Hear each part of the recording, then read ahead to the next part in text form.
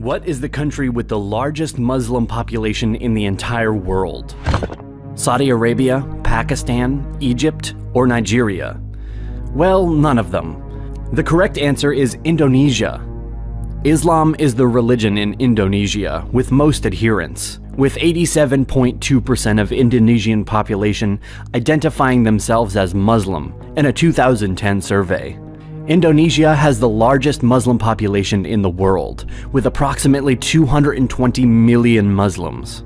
But looking at the world map and knowing that Islam started in Arabia in the 7th century, from where it expanded to more people, especially in continental North Africa and southwestern Asia, a question just popped up. How did Islam reach this archipelago? How did these away islands become Muslim? Muslim conquests following Muhammad's death led to the creation of the caliphates. These empires expanded quickly and occupied enormous geographical areas. Occupying more and more land, the conversion to Islam was boosted by missionary activities, particularly those of imams. They told the religious teachings to the local people. Due to the rapid military expansion, the new religion expanded too, in the new conquered territories. These early dynasties focused on spreading the new religion, but also they focused on research, economics, and trading. During the Islamic Golden Age, more and more people converted to this religion, including crowned heads, nobles, but also trades and merchants. This resulted in rapid spreading towards the Indian and Atlantic Oceans. Islam influence first came to be felt in the Indian subcontinent during the early 7th century, with the advent of Arab traders. Arab traders used to visit the Malabar region, which was a link between them and the ports of Southeast Asia, to trade even before Islam had been established in Arabia. The Arab merchants and traders became the carriers of the new religion, and they propagated it wherever they went. It was, however, the subsequent expansion of the Muslim conquest in the Indian subcontinent over the next millennia that established Islam in the region. Muslim missionaries played a key role in the spread of Islam in Asia, some missionaries even assuming roles as merchants. They were sent across Asia in all directions under various titles, often as traders. The missionaries were instructed to speak to their potential converts in their own language. Even before Islam was established amongst Indonesian communities, Muslim sailors and traders had often visited the shores of modern Indonesia. Most of these early sailors and merchants arrived from the Abbasid Caliphate's newly established ports of Basra and Dabal. The territory was rich in spices, exotic fruits, and other goods. There is evidence of Arab Muslim traders entering Indonesia as early as the 8th century. But it was not until the 12th or 13th century that the spread of Islam started, then expanded even more due to the adoption by the local rulers and elites. The missionaries came from many territories and regions. Some came here from India, and later from the southern Arabian Peninsula. It is believed that around the 13th century, the religion began to emerge on the northern coast of Sumatra. After this, Islam was further spread by Sufi orders, and finally consolidated by the expansion of the territories of converted rulers and their communities. Not knowing a certain date when the conversion started, and having no clear indication of when Islam first came to the region, we may consider the start around 11th or 12th centuries. The first Muslim gravestone markings date to 1082. Also, when Marco Polo visited the area in 1292, he noted that the urban port state of Perlac was Muslim. The first evidence of a Muslim dynasty in the gravestone dated 1297 of Sultan Malik al-Saleh, the first Muslim ruler of the Samudra Pasai Sultanate. Chinese sources record the presence of a Muslim delegation to the emperor from the kingdom of Samudra in 1282.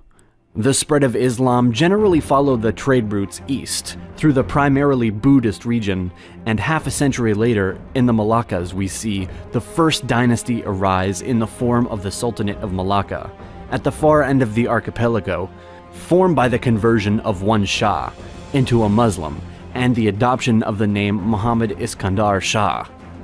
The spread of Islam among the ruling class was precipitated as Muslim traders married the local women, with some of the wealthier traders marrying into the families of the ruling elite. Indonesian people as local rulers and royalty began to adopt it, and subsequently their subjects mirrored their conversion. The expansion accelerated in the 15th century as the military power of Malacca Sultanate in the Malay Peninsula and other Islamic sultanates dominated the region, aided by episodes of Muslim coup, wars and superior control of maritime trading and ultimate markets. By the 14th century, Islam had been established in northeast Malaya, Brunei, the southwestern Philippines, and among some courts of coastal East and Central Java. The 15th century saw the decline of Hindu-Javanese Majapahit Empire, as Muslim traders from Arabia, India, Sumatra, and the Malay Peninsula, and also China began to dominate the regional trade that once controlled the Javanese Majapahit traders. Chinese Ming dynasty provided systematic support to Malacca. Ming Chinese Zhang's voyages is credited for creating Chinese Muslim settlement in Palembang and north coast of Java. Malacca actively encouraged the conversion to Islam in the region, while Ming fleet activity established Chinese Malay Muslim community in northeast coastal Java, thus created a permanent opposition to the Hindus of Java. The expeditions had established Muslim Chinese, Arab, and Malay communities in northern ports of Java. Dominant Muslim kingdoms were more and more present in the archipelago. Indu's historical inhabitants were animists, Hindus, and Buddhists. And in time, many of them accepted the new religion because Muslim merchants and traders disseminated Islamic teachings while trading with local population, and their teachings encouraged proselytizing religion. Hindus and Buddhists don't generally proselytize, and Islam is a monotheistic belief system, and it doesn't allow its followers to believe in another god. Being a Muslim created more privileges, benefits, and favorable terms for the local people than being a non-Muslim. Some people needed safety and certainty, so they chose to declare themselves as Muslims. Because Islam made an appearance in Southeast Asia through trade with people of South Arabia and Indian Sufis, the transition was made more peacefully than in the Middle East or North Africa, where existed conflicts. In Indonesia, the process was slower, but was created differently through merchants, elites, and nobles. The presence of monarchy made it easier for the religion to spread among the commoners, just as the presence of Christianity in the monarchy made it easier for the religion to spread in European kingdoms. Meanwhile, in Java Island, the great Hindu Majapahit Empire was collapsing.